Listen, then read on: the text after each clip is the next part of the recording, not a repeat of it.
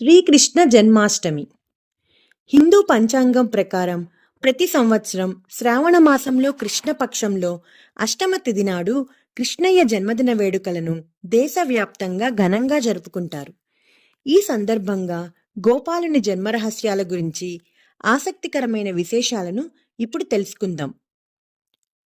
పురాణాల ప్రకారం దేవకి సోదరుడు పరమ రాక్షసుడైన కంసరాజు. అయితే అతనికి చెల్లెలంటే అమితమైన ప్రేమ.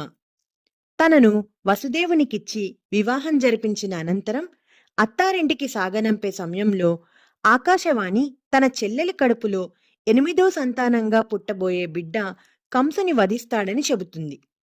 దీంతో ఆగ్రహించిన కంసుడు తన చెల్లెలు దేవకి, బావ వసుదేవుడిని కారాగారంలోనే బంధిస్తాడు. అంతేకాదు, వీరికి పుట్టిన బిడ్డను పురిట్లోనే చంపేస్తాడు. అలా 7గురిని కోల్పోయిన దేవకి 8వసారి గర్భం దాలిస్తే తన బిడ్డను కంసుడు ఖచ్చితంగా చంపేస్తాడని ముందుగానే తెలుసు. అందుకే కంసుడు కూడా కారాగారం దగ్గర భద్రతను మరింత కట్టుదిట్టం చేస్తాడు. ఈ నేపథ్యంలో శ్రావణ మాసంలో బహుళ అష్టమి రోజున రోహిణీ నక్షత్రయుక్త లగ్నంలో అర్ధరాత్రి వేళలో శ్రీకృష్ణుడు జన్మిస్తాడు.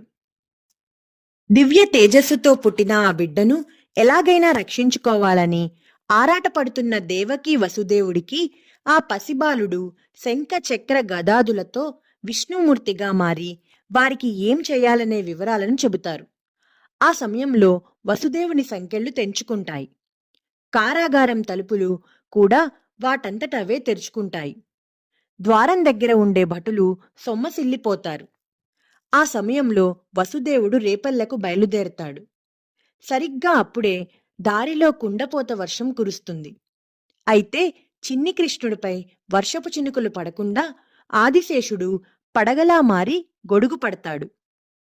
ఆ తరువాత వసుదేవుడు యమునా నదిని దాటుకుంటూ వెళ్లి రేపల్లె చేరుకుంటాడు. అక్కడే యాదవరాజైన నందుని భార్య యశోద ఓ పండంటి బిడ్డకు జన్మనిచ్చింది. అప్పుడే వసుదేవుడు శ్రీకృష్ణుడిని యశోద పక్కన పడుకోబెట్టి ఆ ఆడబిడ్డను తన చేతుల్లోకి తీసుకుని తిరిగి కారాగారానికి చేరుకుంటాడు. ఆ తర్వాత మళ్లీ వాటంతట అవే ద్వారాలు మూసుకుపోతాయి. వసుదేవునికి సైతం సంకెళ్ళు వాటంతట అవే పడతాయి.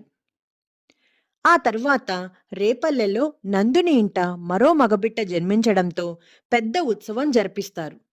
అదే గోకులాష్టమిగా ప్రసిద్ధికెక్కింది.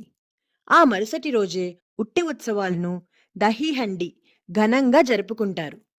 హిందూ పంచాంగం ప్రకారం శ్రావణమాసంలోని కృష్ణపక్షంలో అష్టమి తిథి నాడు అర్ధరాత్రి వేళ శ్రీకృష్ణుడు జన్మించాడు. ఈ దేవుని జన్మదినాన్ని పురస్కరించుకుని యువకులు, చిన్నారులు చిన్ని కృష్ణుని వేషధారణలో జన్మాష్టమి తర్వాతి రోజున దహీహండి వేడుకలను నిర్వహిస్తారు. ఒకరిపై ఒకరు మానవ పిరమిడ్లను ఏర్పాటు చేసుకుని ఉట్టిని పగలగొడతారు. శ్రీకృష్ణుడికి చిన్నతనంలో పెరుగు, వెన్న అంటే చాలా ఇష్టం. తను నిత్యం గోపికల ఇళ్లలోని కుండల్లో దాచుకున్న వెన్నను దొంగిలించి తినేవాడు. ఆ సమయంలో గోపికలు తమ బాధను యశోదతో మొరపెట్టుకునేవారు. అయినా ఎలాంటి ప్రయోజనం ఉండేది కాదు.